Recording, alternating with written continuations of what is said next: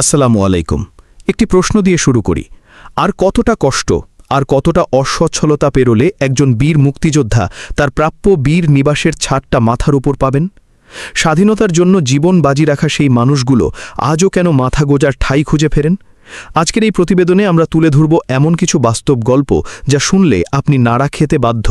তাই ভিডিওটি শেষ পর্যন্ত দেখুন, কারণ প্রতিটি মুহূর্তেই আছে গুরুত্বপূর্ণ তথ্য, আছে এক ধরনের না বলা কষ্টের ইতিহাস। দেশের বিভিন্ন অঞ্চলে এখনও বহু বীর মুক্তিযোদ্ধা আছেন যারা অভাব অনটনের মধ্যেই দিন কাটাচ্ছেন।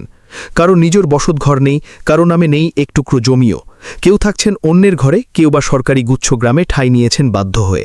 অথচ রাষ্ট্র তাদের জন্য বীর নিবাস প্রকল্প চালু করেছে, যেখানে থাকার কথা ছিল সম্মানের সাথে, নিশ্চিন্তে।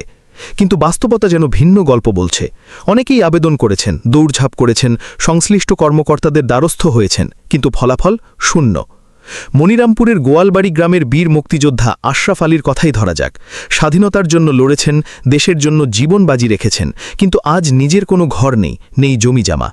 বীর নিবাসের জন্য তিনি একাধিকবার আবেদন করেছেন, বিভিন্ন দপ্তরে গেছেন, কর্মকর্তাদের সাথে যোগাযোগ করেছেন, কিন্তু প্রতিবারই তাকে ফিরতে হয়েছে খালি হাতে। এমনকি তিনি অতটাই অসচ্ছল যে শেষ পর্যন্ত বাধ্য হয়ে সরকারি গুচ্ছ গ্রামে আশ্রয় নিয়েছেন। তবুও তার ভাগ্যে জোটেনি একটি বীর নিবাস। তার কষ্টের একটি প্রশ্ন আজ যেন সবার হৃদয় ধাক্কা দেয়, আর কত অসচ্ছল হলে আমি বীর নিবাস পাব? এমন গল্প শুধু একজনের নয়। রহিমা বেগম একজন বীর মুক্তিযোদ্ধা স্ত্রী, যিনি সম্মানী ভাতার সামান্য টাকার সাথে অন্যের বাসায় কাজ করে সংসার চালান। 5 সন্তানের ভার কাঁধে নিয়ে তিনি থাকছেন অন্যের বাড়িতে। তিনিও আবেদন করেছিলেন বীর নিবাসের জন্য, কিন্তু তার কপালেও জোটেনি সেই কাঙ্ক্ষিত ঘর। প্রশ্ন থেকেই যায়, যারা সত্যিকার অর্থে অসচ্ছল তারা কেন বঞ্চিত হচ্ছেন? অন্যদিকে এমন অনেক মুক্তিযোদ্ধাও আছেন যাদের নাম বরাদ্দ তালিকায় এসেছে, কিন্তু বাস্তবে তারা এখনও সেই ঘর বুঝে পাননি। কারণ অনেক জায়গায় বীর নিবাসের নির্মাণ কাজ মাঝপথে থেমে গেছে। অভিযোগ রয়েছে, কিছু ঠিকাদার কাজ অসমাপ্ত রেখেই চলে গেছেন। ফলে ঘর তৈরি হলেও তা বসবাসের উপযোগী নয়। কেউ ছাদহীন, কেউ দরজা জানলাবিহীন ঘরে বসবাসের অপেক্ষায় দিন গুনছেন। সংশ্লিষ্ট কর্মকর্তাদের সাথে যোগাযোগ করলে তারা জানিয়েছেন, বর্তমানে এসব কাজ বন্ধ রয়েছে। সরকারের অনুমোদন এবং নতুন বাজেট এলেই আবার শুরু হবে। কিন্তু প্রশ্ন হচ্ছে, এই অপেক্ষা কতদিন? যারা বছরের পর বছর কষ্টে দিন কাটাচ্ছেন, তাদের জন্য এই অনিশ্চয়তা কি আরও বড় যন্ত্রণা নয়? হবিগঞ্জের লাখাই উপজেলার ঘটনাও কম উদ্বেগজনক নয়।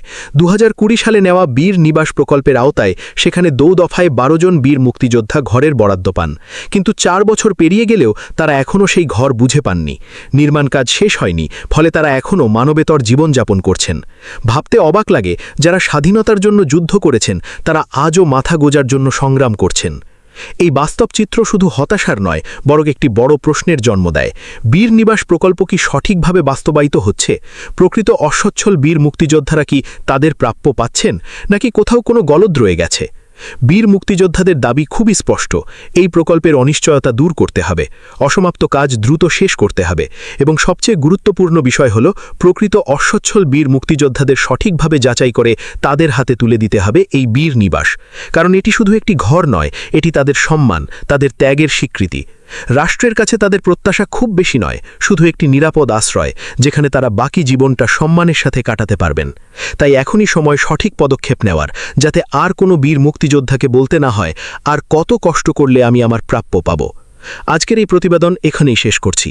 যদি এমন বাস্তব গল্প আরও জানতে চান, তাহলে অবশ্যই চ্যানেলটি সাবস্ক্রাইব করে আমাদের সাথে থাকুন। ভিডিওটি শেয়ার করুন, যাতে এই কথাগুলো আরও মানুষের কাছে পৌঁছায়। সবাই ভালো থাকবেন, সুস্থ থাকবেন। আল্লাহ হাফেজ।